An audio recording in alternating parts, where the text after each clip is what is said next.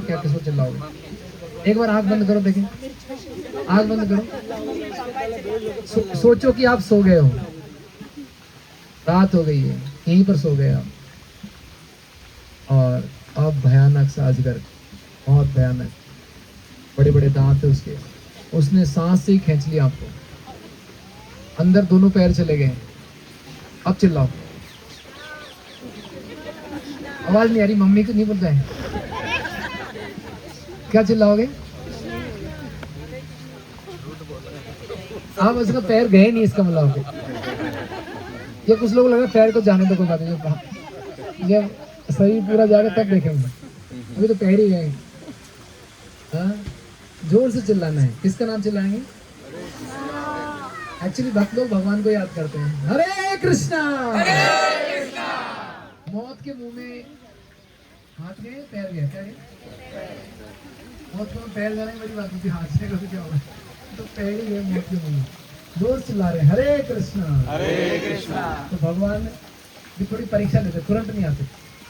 तो क्या है कि पहले सारे ब्रजवासी आ गए लकड़ी के वो लेकर के, मसाल लेकर के, और अजगर को मार रहे हैं, लेकिन अजगर कोई फर्क नहीं पड़ रहा, छोड़ा नहीं, और जोर से पकड़ लिया। बाद में भगवान कृष्ण ही आ गए, बोला ठीक है, किसी से बस की बात नहीं है, मैं ही आ जाता हूँ। तो कृष्ण भगवान आ गए, और आकर के अजगर को भगवान ने अपना पैर स्पर्श करवाया, टच किया। अजगर की बॉडी जैसे भगवान ने टच की है, कहते हैं कि भगवान से जब कोई संपर्क में आ जाता है सारे पापों से, और शरीर, संसार में कोई शरीर मिला है तो किस कारण से मिला है? पापों के कारण।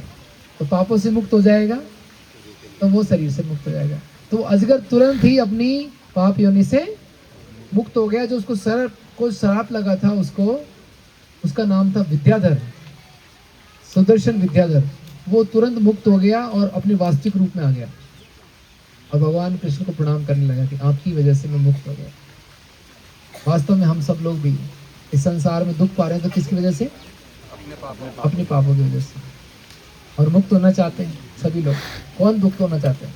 कौन चाहता है कि मैं हॉस्पिटल चले जाऊं, आईसीयू में चले जाऊं, डॉक्टर से मिलूंगा आईसीयू में? कोई नहीं चाहता है, हाँ?